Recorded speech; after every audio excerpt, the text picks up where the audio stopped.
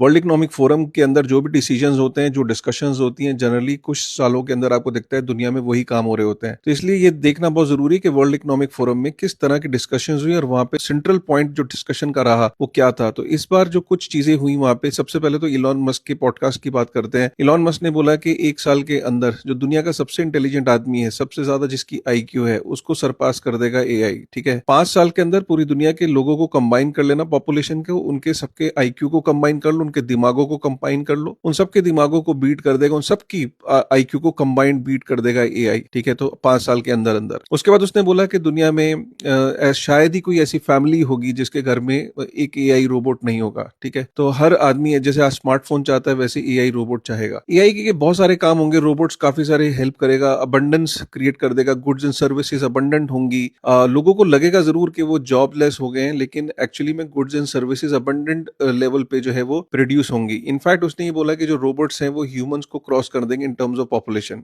Robots जो है, AI और रोबोट्स का कॉम्बिनेशन इस लेवल पे काम करेगा कि जैसे घर में जो बुजुर्ग हैं, क्योंकि डिपेंडिंग पॉपुलेशन बहुत हो जाएगी, बर्थ रेट गिर रही है, तो जो बुजुर्ग हैं उनकी जैसे बच्चे सेवा नहीं कर पाते हैं तो वो एआई रोबोट्स कर रहे होंगे, उसने ये भी बताया। इलॉन मस्क ने ये भी बताया कि इंश्योरेंस कंपनीज ने जो सेल्फ ड्राइविंग कार है उनके प्रीमियम आधे कर दिए, क्योंकि उन्होंने ये देखा कि जो लोग खुद गाड़ियां चला रहे हैं उनके ज्यादा एक्सीडेंट हो रहे हैं, और जो सेल्फ ड्राइविंग कार हैं, जो एआई ड्रिवन कार्स हैं, उनके एक्सीडेंट कम हो रहे हैं, तो उनका इंश्योरेंस प्रीमियम ऑलरेडी कम हो गया है। ठीक है, तो आप दुनिया में कोई भी ऐसा काम सोचो और आप उसकी कल्पना करो और आपको दिखेगा कि वो एआई कर रहा है। फिलहाल एक और कंपनी है प्लांटियर, उसके सीईओ का ये कहना है, जो उनका ये कहना है कि जो वोकेशनल ट्रेनिंग वाली जो जॉब्स हैं उनकी डिमांड मैसिव लेवल पे बढ़ने वाली, जिसमें जो हार्ड स्किल्स हैं, जिसमें अभी भी रोबोट उतनी ज्यादा एफिशिएंसी ना नहीं ला पाएगा, जैसे कि आपका कारपेंटर्स हो गए, प्लम्बिंग हो गई, जो हैंड जॉब्स हो गई, इनकी बहुत ज्यादा डिमांड बढ़ने वाली है, खासकर यूएस में और यूरोपियन कंट्रीज में, क्योंकि ज्यादातर अमेरिका और यूरोप के अंदर बच्चे जो हैं वो व्हाइट कॉलर जॉब्स में ज्यादा थे, कंसल्टेंसीज में काम कर रहे थे, साइकोलॉजी और यूनिवर्सिटी स्टॉप की थी, तो लोग ना